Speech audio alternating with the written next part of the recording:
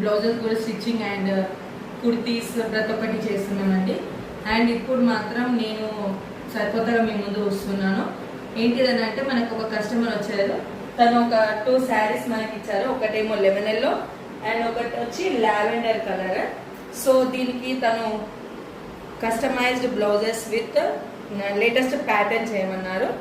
So మనము ఈ 2 శారీస్కి మంచి బ్లౌజెస్ డిజైన్స్ తోటి అండ్ మనకి కస్టమర్ ఇచ్చిన శారీస్ వచ్చి లెమన్ ఎల్లో శారీ వచ్చి చాలా బ్యూటిఫుల్ అని ఉందండి. అండ్ శారీ ఇదైతే పళ్ళు ఇలా వచ్చింది శారీ.